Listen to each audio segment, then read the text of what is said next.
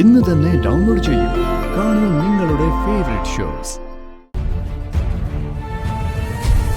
എന്താ മോളെ, മോളെത്തിന് ടെൻഷനാവുന്നേ? മാലയൊന്ന് കൊളുത്തൂരി പോയെന്നല്ലേ ഉള്ളൂ. അതല്ലമ്മേ, താലിമാല താഴെ വീണു പോകുന്നത് ഒരു ദുശകനം തന്നെയാ. എന്തോ ദോഷം സംഭവിക്കാൻ പോകുന്നതിന് മുമ്പ് ഇങ്ങനെ താലിമാല ഊരി വീഴുന്നത്.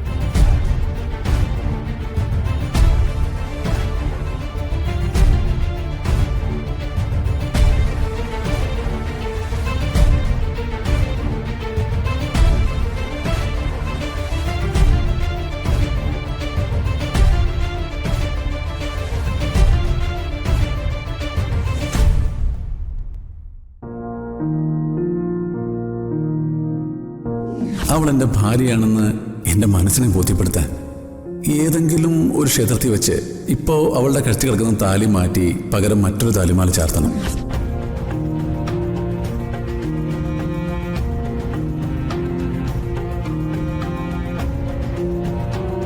അമ്മ, എനിക്ക് പേടിയാവുന്നു.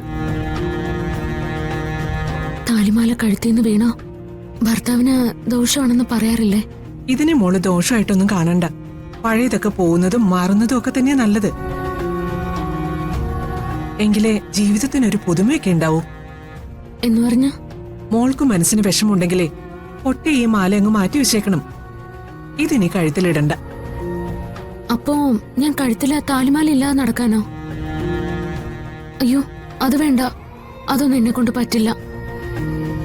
താലിമാല വേണ്ട എന്നല്ല ഞാൻ പറഞ്ഞത്. പിന്നെ ഈ മാല ഇനി ഇടണ്ടെന്ന. അതിന് മോളെതിരെങ്ങനെ പേടിക്കുന്നത്? അമ്മ പറയുന്നത് എന്താന്ന് വെച്ചാ നമുക്കൊരു പുതിയ താലിമാല വാങ്ങാം.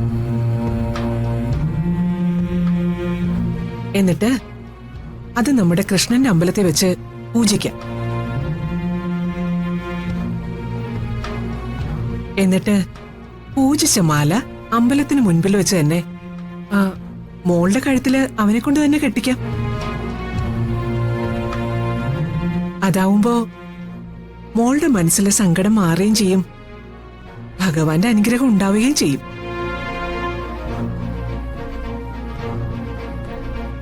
എന്തു പറയുന്നു? അതല്ലേ നല്ലത്? അത് അമ്മേ, അത് പിന്നെ മോൾ ഇനിയൊന്നും പറയണ്ട. മോളുടെ മനസ്സിലെ സംശയങ്ങളൊക്കെ അമ്മയ്ക്ക് മനസ്സിലായി. മോളൊന്നും ആലോചിക്കണ്ട. സമാധാനായിട്ടിരുന്നാ മതി. വേണ്ടതൊക്കെ അമ്മ ചെയ്തോളാം. തൽക്കാലം ഈ മാല അമ്മയുടെ കയ്യിലിരിക്കട്ടെ. ഇനി മോളുടെ കഴുത്തിൽ ഗോകുൽ കെട്ടിത്തരുന്നത് പുതിയ താലിയും മാലയായിരിക്കും. സന്തോഷായില്ലേ മോൾക്ക്?